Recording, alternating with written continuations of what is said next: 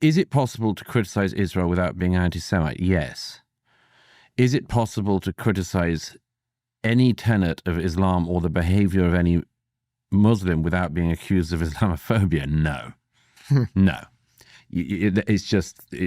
I mean, people think anti-Semitism is overused. Wait till they see Islamophobia.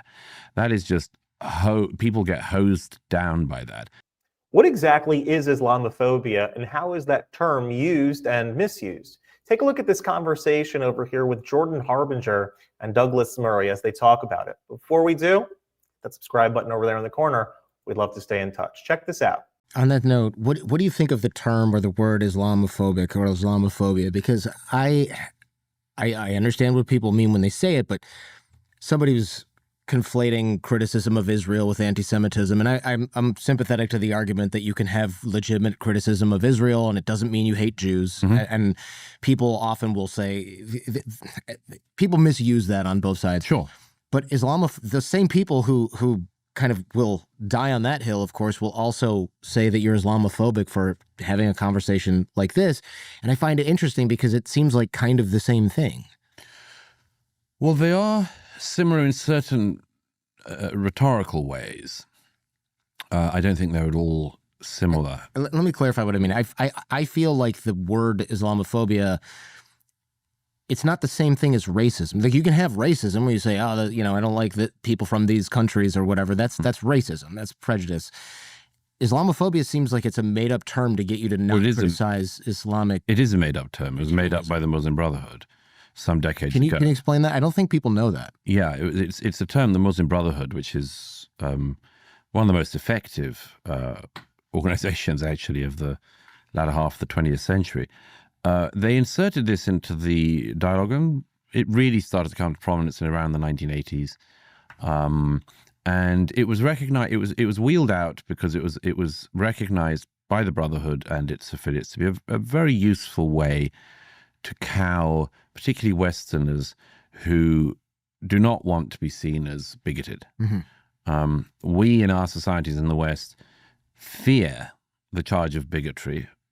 And so if somebody uses it against us, even falsely, it can have a terrible stain. It's like pedophile. Yes, it's a like pedophile. And absolutely. Like you're stuck defending yourself in this completely ridiculous. And some of it will stick.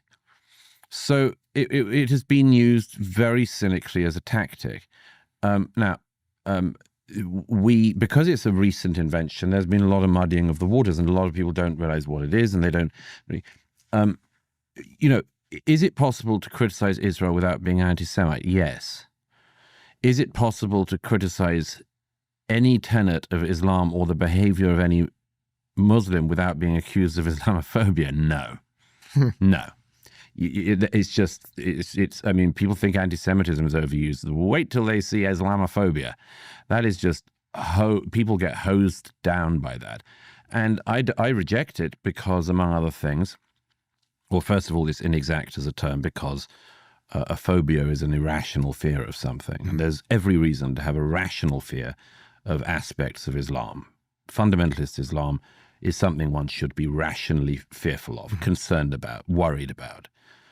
The second thing is that it seems to me that it sets up an entirely impossible situation, which is if you are going to be accused of Islamophobia for criticizing, for instance, jihadism, Muslim radicalism, Muslim Brotherhood style activity, ISIS style activity, pointing out that groups like ISIS, groups like Hamas, they do quote Islamic scripture all the time, and they believe they have the correct interpretation of the Quran, the Hadith, the life of Muhammad.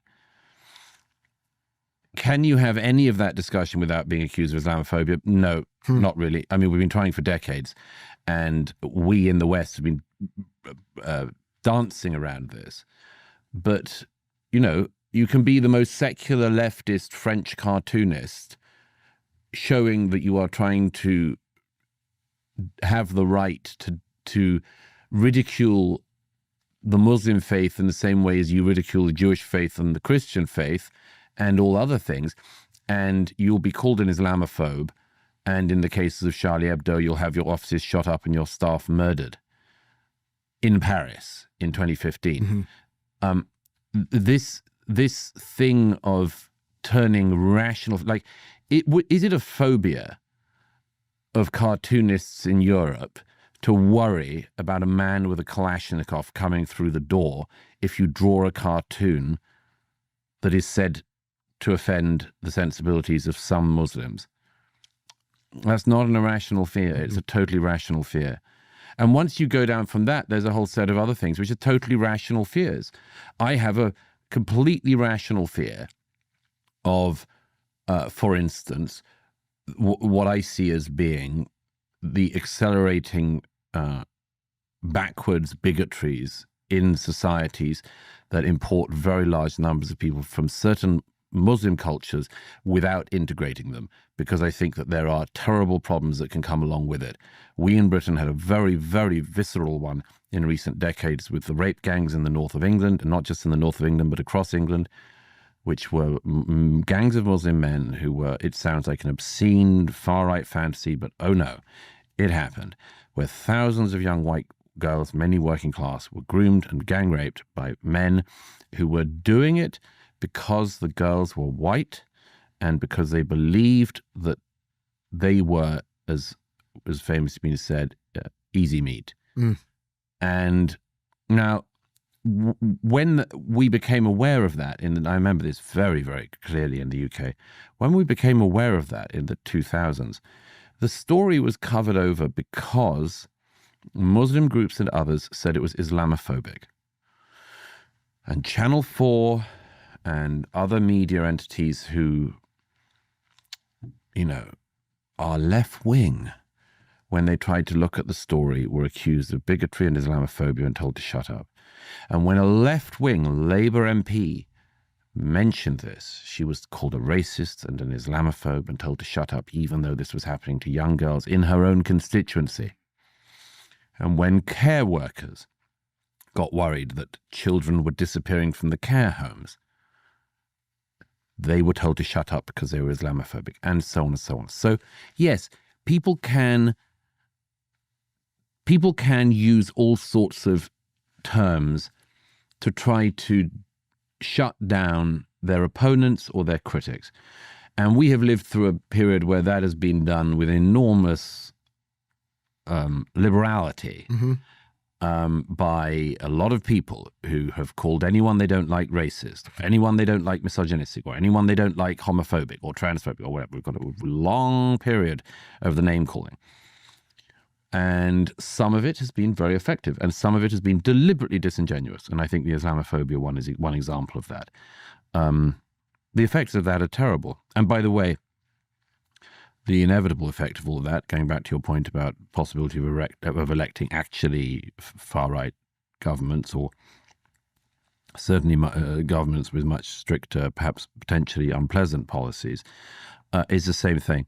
This stuff has been thrown around so much that people don't believe it anymore. So Douglas Murray hits on something that I think is essential. When people say Islamophobia, they're not often talking about irrational fear. They're talking about criticism whatsoever. They'll use the word like a shield so that no one can discuss ideology, violence, extremism, or reform. That's not phobia, that's censorship. And I honestly would have the same reaction when people use the word anti-Semitism, and any word that is spoken about any Jew ever, the word label anti-Semitism is just used to shut people up. It's not a correct assessment. It's not productive, it's not good, and it's not true. And so when it comes to Islamophobia and the term Islamophobia and how it's used, Jordan is right to push back towards nuance. Most Muslims are peaceful and decent and hardworking people, and they deserve to be distinguished from the radicals who hijack their religion. But refusing to acknowledge that extremists interpret the texts in the way that they do, pretending that that doesn't exist because you're afraid of being called names, Islamophobic or whatever, it helps nobody. It doesn't help Muslims, it doesn't help Jews, it doesn't help Christians, it doesn't help society. And so we have to be able to separate human beings from ideas. People deserve respect. Individuals should be judged on an individual level. People deserve respect And ideas, any ideas, have to be open to critique. Judaism gets critiqued, Christianity gets critiqued, atheism gets critiqued. Why should Islam be treated like it's so fragile that it can't be examined by anybody? So here's a Jewish perspective. In our tradition, truth is considered something sacred. Silence in the face of danger isn't compassion, it's negligence. If an ideology contains elements that empower extremism, terrorism, or the persecution of minorities, then pretending that everything is fine doesn't make you enlightened, it makes you irresponsible. And so yes, we fight bigotry against all people, we fight bigotry against Muslims, but stop using the word Islamophobia to shut down legitimate conversation. The world needs clarity, it needs courage, it needs honest conversation now more than ever. And so let's continue to fight for truth without fear of commentary. If you like this content overall, hit that subscribe button over there in the corner. We'd love to stay in touch. Take care.